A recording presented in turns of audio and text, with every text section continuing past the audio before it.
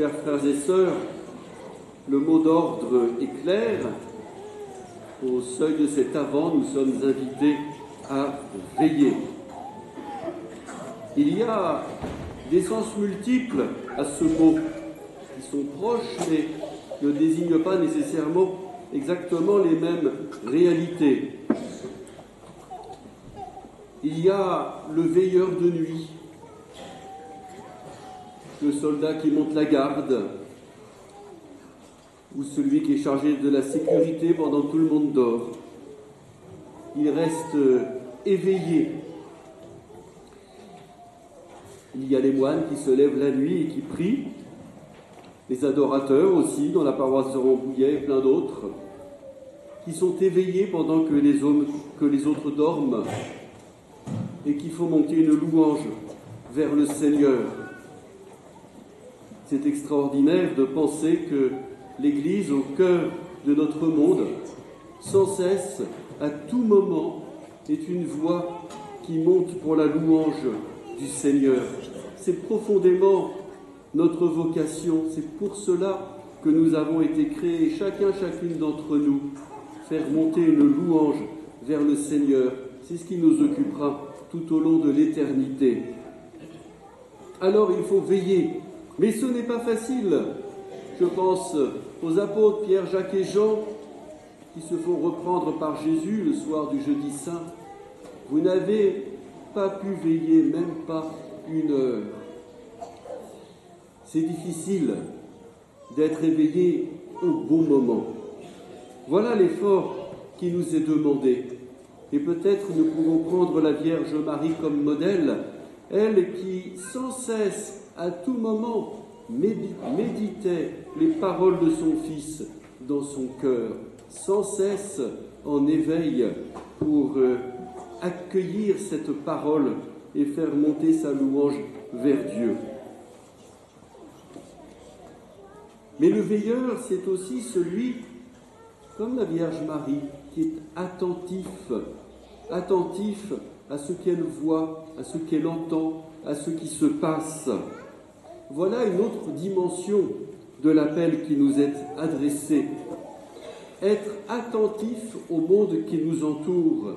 Pour nous ici, dans notre paroisse de Rambouillet, ou parfois dans le monde que vous fréquentez à travers vos engagements, votre travail, les lieux où vous vivez. Nous avons aussi cette mission d'être attentifs, comme disent les louveteaux et les louvettes, aux aguets. Parce que si on ne fait pas attention, eh bien on ne va pas entendre l'appel d'Akela, par exemple. On va passer à côté, on ne va pas voir la personne qui serait prête à me rencontrer ou qui a besoin de mon aide. Donc, veiller, c'est aussi être curieux. Pas les yeux qui regardent les pieds, les yeux qui regardent autour de moi. Ce monde où le Seigneur m'a placé. Enfin, un troisième sens, veiller, c'est celui qui non seulement regarde autour de lui, mais qui essaye de voir plus loin encore. Je fais de toi un guetteur pour Israël, dit Dieu au prophète, celui qui scrute à l'horizon.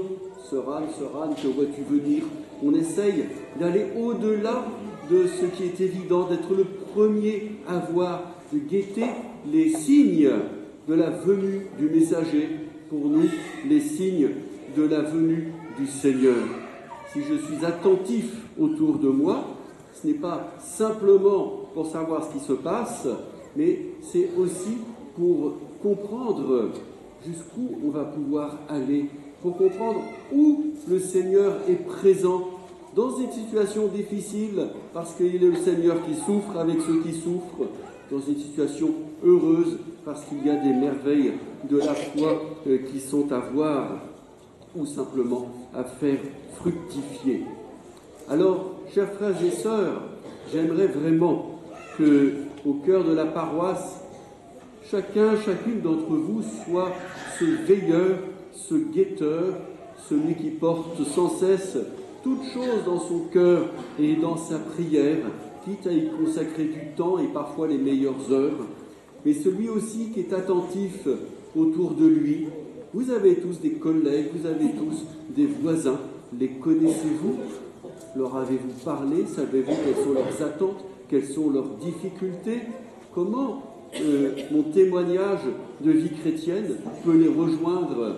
Parfois, il faut un peu sortir de chez soi, se renseigner. Et puis, dans cette dimension d'horizon, eh bien, qu'est-ce que je n'ai pas encore vu?